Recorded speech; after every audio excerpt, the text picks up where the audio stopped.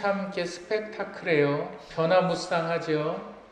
갑자기 좋은 일이 생기기도 하고 또 갑자기 안 좋은 일이 찾아오기도 합니다.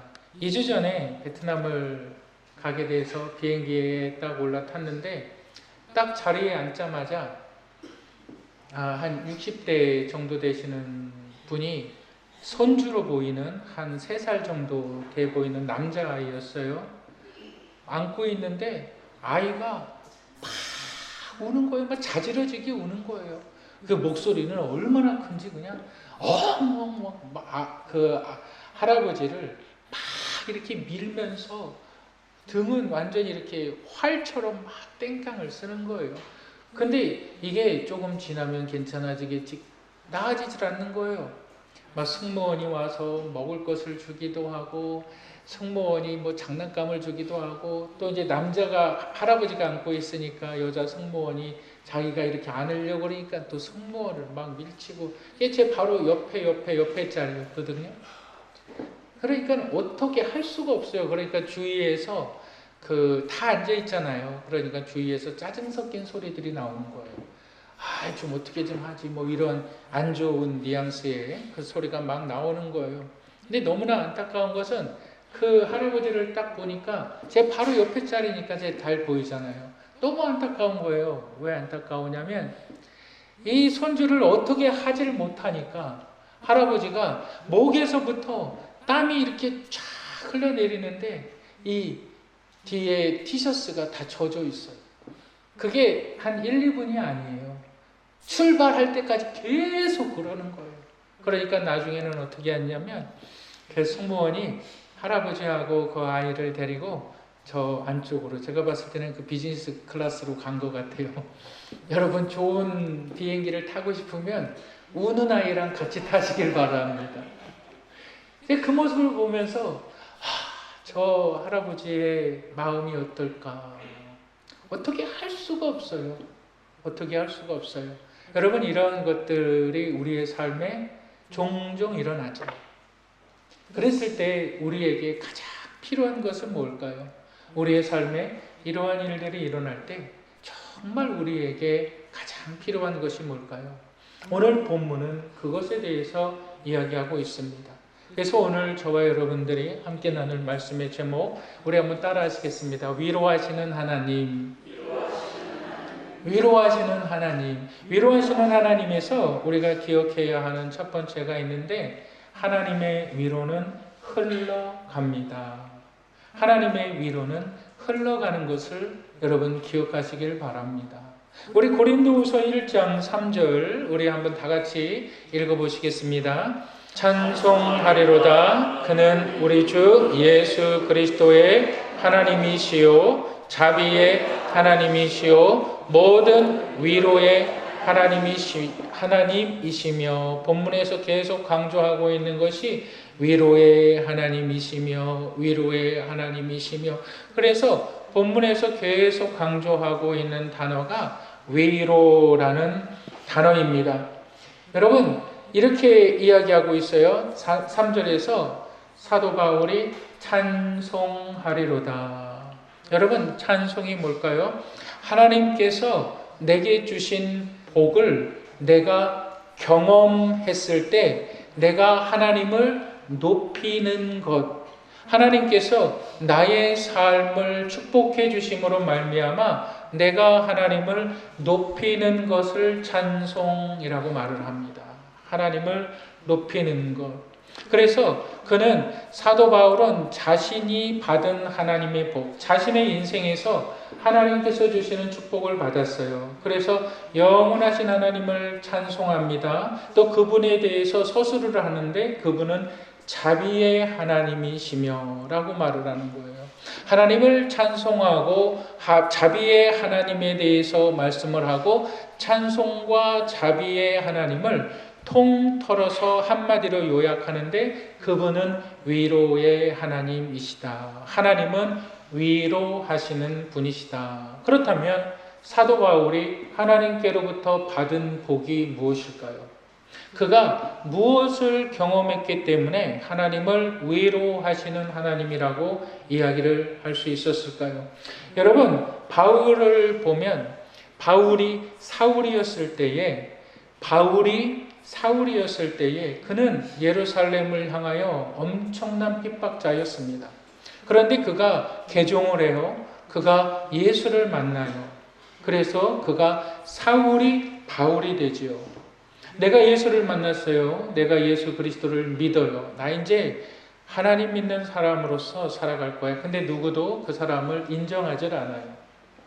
내 믿음, 내가 주님을 만났는데 내가 하나님을 믿는 사람인데 그 사람의 믿음을 인정하지 않아요.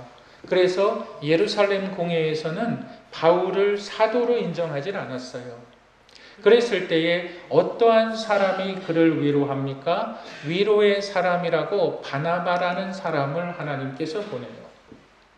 그래서 바나바가 바울을 대변합니다. 바울을 변호해요. 그래서 우리가 바나바를 갖다가 어떠한 사람이라 그러냐면 위로의 사람이라고 말을 해요. 사도 바울은 바나바의 변론함으로 말미암아 예루살렘으로서 인정함을 받아요. 또 그를 위로하는 자가 있었는데 디도.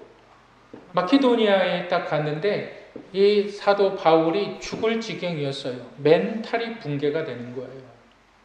여러분 한번 생각해 보세요. 내가 이방 지역에 딱 갔어요. 이방 지역에 외국에 딱 갔다고 생각해 보세요. 근데 여러분들이 가지고 있는 게 아무것도 없어요. 근데 거기서 내가 먹고 살아야 되잖아요. 거기서 내가 하나님의 복음을 전해야 되잖아요. 어떻게 할까요? 멘탈이 붕괴가 되는 거예요. 육체적으로도 무너지는 거예요. 그때 누구를 보냅니까? 하나님께서 디도라는 사람을 보내요. 그래서 그의 육체적이고 그의 정신적인 것들을 디도를 통해서 회복시키세요. 또 하나님은 누구를 보내냐면 에바브라 디도를 보내요. 바울이 선교 여행을 할 때에 경제적으로 극심한 어려움 가운데 처하게 된 거예요. 내가 선교를 하고 있는데 하나님의 복음을 전하고 내가 이 진리를 알지 못하는 사람들에게 이 진리를 증거해야 되는데 배를 타고 가야 되는데 백삭이 없어요. 내가 여행을 해야 되는데 여행 경비가 없어요. 내가 먹어야 되는데 먹을 것이 없어요. 선한 일을 해야 되는데 선한 일을 할 경제적인 능력이 없어요. 그때 하나님께서 누구를 보내십니까? 에바브라 디도를 보내는 거예요. 철저하게 풍성하도록 이 에바브라 디도가 바울을 경제적으로 도와요. 그래서 빌립보서 2장 25절에 보면 뭐라 그러냐면 이 바울이 에바브라 디도를 소개할 때에 그는 나와 함께 군사된 자요. 그리고 나서 이렇게 얘기를 해요. 그걸로 끝나는 것이 아니라 그는 하나님의 사자요 라고 말을 합니다. 하나님께서 나의 사역을 축복하시기 위해서 하나님께서 나를 위로하시기 위해서 하나님의 사람을 보내셨는데 그가 누구냐? 그가 에바브로 디도다 라고 말을 하는 거예요.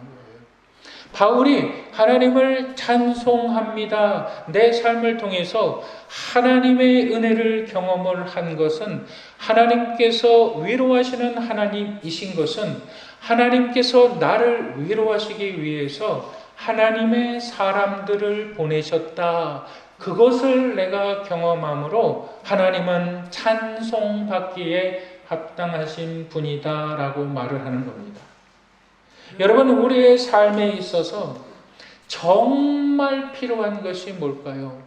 우리의 삶에 있어서 정말 필요한 것이 뭘까요? 그것은 하나님이 위로의 하나님이시라라는 것을 여러분 아시는 것입니다. 여러분, 하나님은 사람을 통해서 위로하시는 분이세요. 몇 년 전에 코로나가 막 일어났죠. 막 코로나가 창궐했죠. 코로나가 일어났을 때 제가 육체적으로 굉장히 힘이 들었어요. 근데 제가 코로나에 걸리고 제 아이들도 코로나에 걸리고 제 아내도 코로나에 걸리고 집 식구 4명이 꼼짝도 못하고 집에서 그렇게 어려운 시간들을 좀 보냈어요. 그런데 그때 이 시간, 몸이 피곤하고 몸이 축나니까 정신적으로 붕괴되어져요. 아, 정말 뭐 감사도 사라지고요. 정신적으로 붕괴가 되어지는 거예요. 몸이 피곤하고 어려우니까. 그때 코로나로 인해서 참 많이 힘들 때 그때 제 친구 목사님이 전화가 오는 거예요. 아, 목사님 좀 만나야 되겠다고. 그래서 그 친구 목사님이 요 가까운 데 계신 분인데 요 가까운 데서 만나는 것이 아니라 약도를 보내주는 거예요. 근데 약도가 어디냐 보니까 일산이에요. 일산. 그래서 거기서 만나재요. 그래서 제 아내하고 거기를 찾아갔어요. 그래서 1시간이 넘게 걸리는 거리를 찾아갔어요. 그러니까 그때 딱 찾아가서 그 식당을 딱 도착했는데 그때 처음 그런 것을 먹어봤어요. 뭐냐면 해신탕, 뭐 닭도 들어가 있고 문어도 들어가 있고 뭐 여러 가지가 굉장히 많이 들어가 있는데 그게 14만 원짜리, 14만 원짜리. 그런데 그것을 사주시는 거예요, 목사님이. 제가 그것을 먹고 나서 뭐 몸이 회복되었다 이런 것을 떠나서 그 사람의 위로가 정말 저에게 힘이 됐어요. 그 사람의 위로가 정말 큰 힘이 되었어요. 여러분, 위로는 단순히 고맙고 감사한 일로 끝나는 것이 아니라 위로는 정말 문제를 해결합니다. 여러분, 누군가를 위로한다는 것은 정말 그 문제를 극복하게 한다는 사실을 여러분 믿으시길 바랍니다. 여러분, 이것이 위로의 힘인데 위로는 마치 강물과 같이 위로부터 아래로 흘러가는 것과 같습니다. 여러분 한번 생각해 보세요. 아, 물은 그냥 흘러가는 거야. 이렇게 생각하시는 분들이 있지만 조금 더 깊이 생각해 보세요. 물이 흘러감으로 인하여서 산소가 발생을 하죠. 물이 흘러감으로 인하여서 주변의 토양의 성질이 바뀌죠. 물이 흘러감으로 말미암아 죽을 땅들이 살아나죠. 비옥해지지요. 그 땅에는 무엇을 심든지 풍성한 열매를 맺죠. 그래서 시편의 기자가 이렇게 이야기하는 거죠. 그리스도인들은 어떤 사람이냐? 시냇가에 심겨진 나무다라고 말하는 거예요. 여러분들 스스로가 아주 좋은 나무가 된다라고 말하는 것이 아니라 여러분들 스스로가 나는 아주 종자가 좋은 나무다라고 말하는 것이 아니라 플란트, 하나님께서 여러분들을 그 시냇가에 심겨 놓으셨다. 하나님께서 여러분들의 인생과는 상관없이 여러분들의 인생이 시냇가에 심겨진 나무처럼 만드신다. 그래서 시냇가에 하나님께서 여러분들을 심겨 놓으신 것처럼 여러분들의 인생은 그 시절을 따라 그 인생을 따라 열매를 맺게 된다. 그것이 복 있는 사람, 하나님을 믿는 사람들이라는 겁니다. 여러분, 물이 흘러감으로 말미암아 산소가 생겨나고 땅이 비옥해지고 또한 그 비옥한 땅들로 인하여서 많은 열매들이 맺어지는 거예요. 그런데 이 물이 흘러가지 않는다라고 생각해 보세요. 어떻게 될까요? 여러분, 고여 있는 물을 한번 생각해 보시길 바랍니다. 여러분, 아주 큰 다라가 있다고 생각해 보세요. 한 사람이 성인이 들어가서 뭐 샤워도 할 수 있는 그런 다라가 있다고 한번 생각해 보세요. 근데 그 물이 고여 있다라고 생각해 보세요. 그러면 며칠도 안 돼서 어떤 일들이 벌어지느냐? 거기서 온갖 해충들이 발생하기 시작합니다. 막 거기서 모기들이 들끓기 시작하고요. 온갖 더러운 것들이 생겨나기 시작합니다. 왜 그럴까요?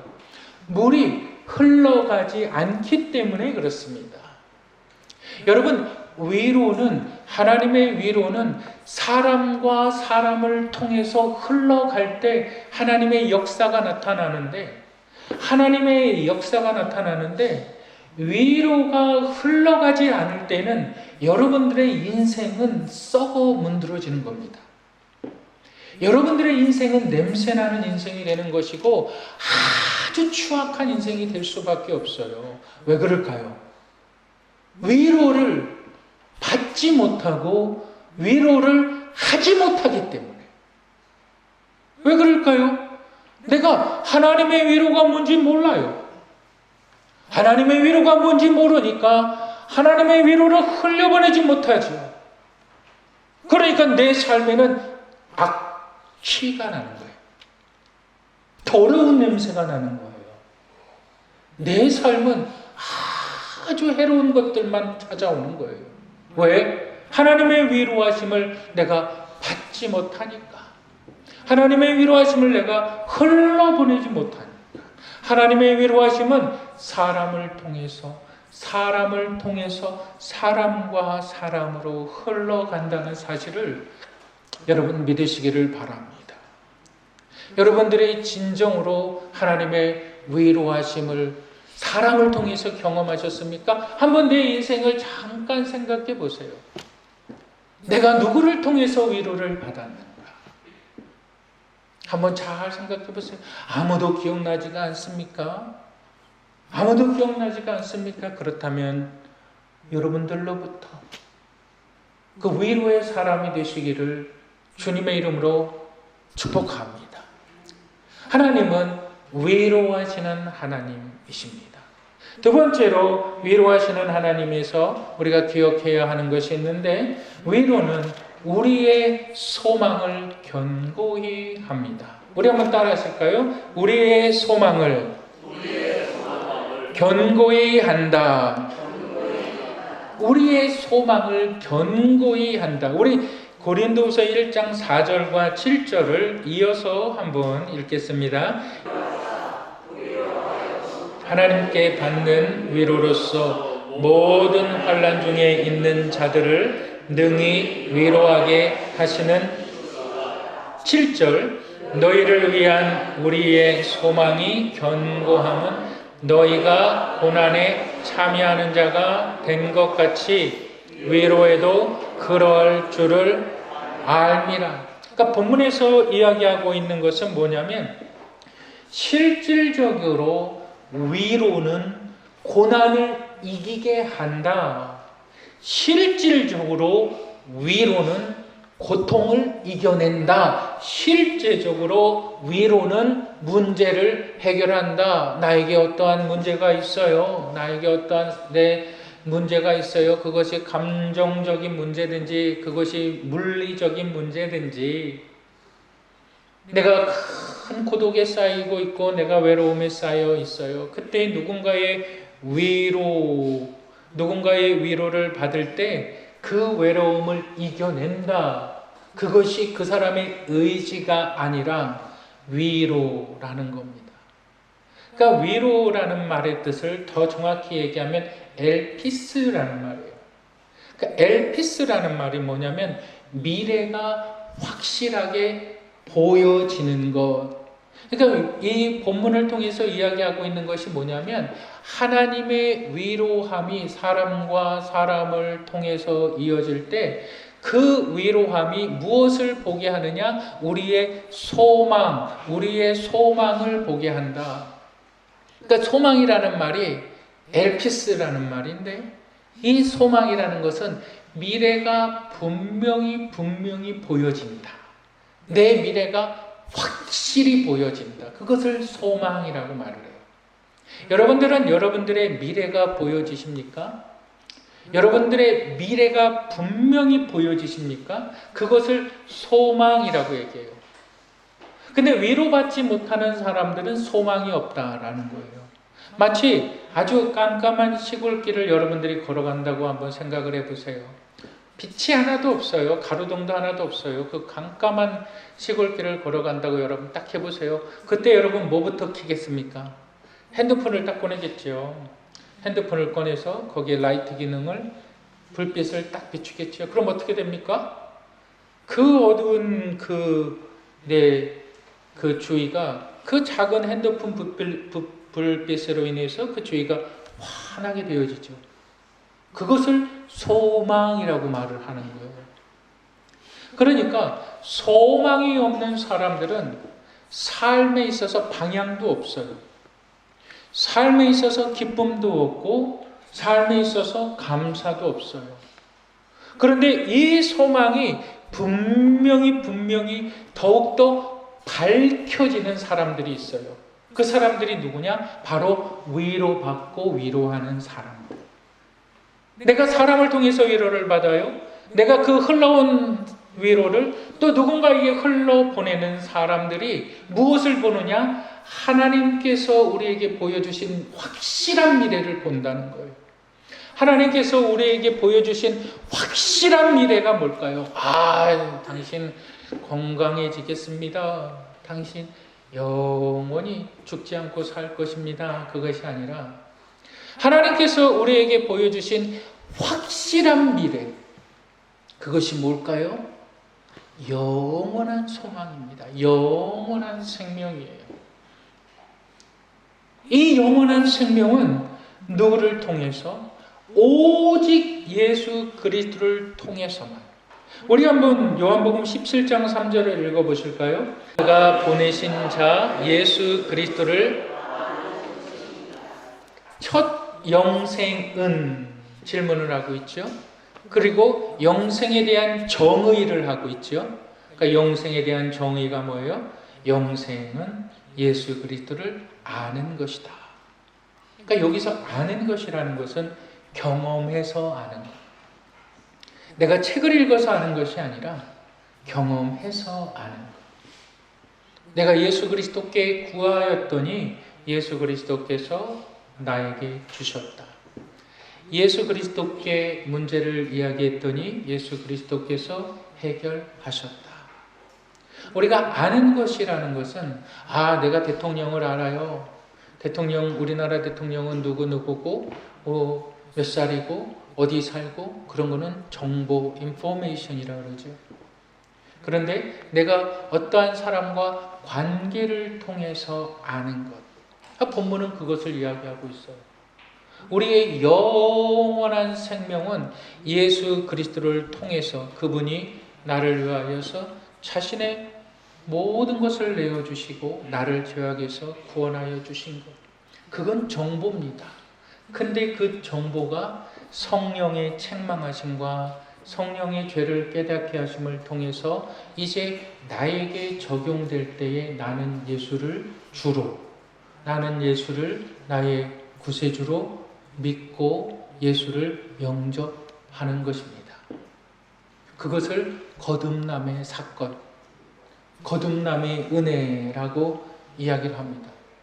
그래서 위로받는 자들을 위로하게 될 때에 하나님께서 우리에게 주신 약속, 그 소망은 영원한 생명에 대한 약속입니다. 즉, 위로함은 무엇과 연결되어져 있느냐? 구원과 연결되어져 있는 거예요. 그러니까 위로할 때 사람이 구원받을 가능성이 굉장히 커요. 위로할 때 사람이 예수 그리스도를 영접할 가능성이 굉장히 큽니다. 여러분들이 언제 예수 그리스도를 영접하셨는가? 잘 생각해 보세요. 내가 위로받을 때입니다. 내가 아플 때입니다. 내가 고통당할 때입니다. 내가 힘들 때입니다. 내가 어려울 때입니다. 우리는 그것을 보통 은혜라고 이야기하는데 내가 정말 예수 그리스도를 믿을 때는 내가 참으로 하나님께로부터 위로함을 받을 때입니다. 예수 그리스도의 위로함, 예수 그리스도의 위로함은 사람과 사람을 통해서 지금도 역사하고 있고 지금도 나타나고 있는 거예요. 제가 베트남에 가 있는데 교회 집사님이 전화가 온 거예요. 전화가 아니라 카톡이 왔어요. 뭐냐면 어머니가 폐혈증으로 지금 오늘을 넘기기가 힘들다. 그런데 목사님이 지금 해외에 계시니까 어떻게 해야 될지 모르겠다고 목사님 기도 요청을 드립니다. 최소한 목사님이 오시면 돌아가시면 좋겠습니다. 지금 당장 돌아가시면 안 되겠습니다. 제가 그 문자를 딱 받고 막 가슴이 막 이렇게 흔들리기 시작했어요. 지금이라도 비행기표를 알아보고 가야 되나, 어떻게 해야 되나. 그래서 목사님들 딱 이제 베트남 함께 간 목사님들하고 식당에 딱 갔을 때 제가 목사님들한테 기도 요청을 했어요. 목사님, 지금 저희 교회 성도님이 이 상황인데 함께 기도해 주시면 좋겠습니다. 그래서 한 목사님이 식당에서 함께 기도했어요. 그리고 나서 그 목사님 끝나고 나서 목사님도 기도하십시오. 그래서 그 목사님 또 기도했어요. 제가 또 기도했어요. 식당에 사람들이 있고 없고 그런 거는 중요하지 않아요. 그래서 간절히 기도했어요. 하나님, 생명의 주관자이신 하나님, 생명을 붙잡아 주시옵소서. 그리고 이렇게 기도했어요. 하나님의 뜻 가운데 그 영혼이 영원한 형벌에 빠지지 아니하고 하나님의 나라에 입성하는 자가 되게 해 주시옵소서. 그렇게 기도했어요. 그러고서 연락이 왔어요. 목사님, 어머니가 간밤의 고비를 잘 넘기셨습니다. 또 어떤 그 권사님, 저희 교회 권사님 또 기도 요청을 하세요. 어머니, 연로하신 어머니가 이제 90세가 넘으셨는데 요양원에 가셔야 되는 거예요. 요양원에 가려고 그러면 그 구청에서 그 어떤 검사를 해야 되고 그 헬스 컨디션 그런 것들을 건강검진을 좀 이렇게 해야 되고 뭐 그런 것이 있어요. 그런 것들을 놓고 여러분 그 권사님이 이제 기도를 요청을 해서 제가 기도하는데 권사님 목소리가 이렇게 떨고 있어요. 바르르르 바르르르 이렇게 떨고 있어요. 왜 그럴까요? 왜 그럴까요? 어머니 요양원 보내는 것이 물론 슬플 수도 있지만 몸이 힘든 거예요. 몸이 힘든 거예요. 여러분, 사람이 몸이 힘들면요, 정말 몸이 힘들면요, 생각도 많이 못해요. 정말 몸이 힘들면요, 이것이 무슨 결정을 어떻게 해야 되는가 이런 것도 몰라요. 그때 제가 기도하면서 그랬어요. 하나님, 이 과정을 잘 이겨낼 수 있도록 힘을 주시옵소서. 그거요. 그리고 하나님께서 우리에게 주신 영원한 소망을 더욱더 강건하게 붙잡게 해주시옵소서. 여러분, 우리의 결국에 가야 되는 것은 죽음을 지나서 우리가 결국에 가야 되는 것은 우리가 요양원을 가게 되든 우리가 어디를 가게 되든 우리의 결국의 종착역은 영원한 형벌 아니면 영원한 생명입니다. 그런데 누구에게는 그게 보이고 누구에게는 그게 안 보인다는 거예요. 근데 위로를 받는 자, 위로하는 사람들에게는 그게 보인다는 거예요. 그래서 본문에서 사도 바울이 얘기하는 것은 위로가 하나님의 구원함을 이룬다라고 말을 하는 거예요. 어떤 사람이 위로함을 받아요. 나는 무엇 때문에 참 어려운 문제가 있어 모르지요. 나는 어떠한 문제 때문에 참 슬픈 일을 많이 당했어 모르지요. 그것이 어떠한 경제적인 문제인지 정서적인 문제인지 아니면 인간관계의 문제인지 모르지요. 근데 정말 악한 사람들이 어떤 사람들인지 아십니까? 위로할 자를 판단하는 사람들. 그게 왜 악하냐면 하나님의 은혜의 통로를 막아버리는 거거든요. 위로할 자들을 판단해버려요. 어떻게 판단합니까? 나도 경험해 봤어. 나도 지내봤어. 당신이 잘못했으니까. 여러분, 그 아리스토텔레스라는 사람이 있어요. 소크라테스의 제자 아리스토텔레스가 모든 심리학의 근간을 이뤘어요. 그가 한 유명한 말이 있어요. 그것이 뭐냐면 사람은 감정의 동물이다, 이렇게 얘기를 해요. 이게 모든 심리학의 근간이 돼요. 그 이론을 통해서 칼 융이 나오고요. 그 이론을 통해서 모든 근대의 심리학이 나와요. 근데 그가 모든 인간들은 감정의 동물이다라고 말하는 것이, 모든 인간들은 이성을 가지고 있지만 이성의 모든 판단은 감정이 지배를 받는다 이거예요. 내가 이것이 옳은 것인 줄 알고 내가 이것이 틀린 줄 알아요. 그런데 내가 기분이 나쁘면, 내가 감정이 상해버리면 틀린 줄 알지만 나는 이걸 택한다 이거예요. 이성보다 중요한 게 감정이라는 거예요. 이 감정이 상해버리면 사람들은 이게 나쁜 건 줄 알면서도 따라간다는 거예요.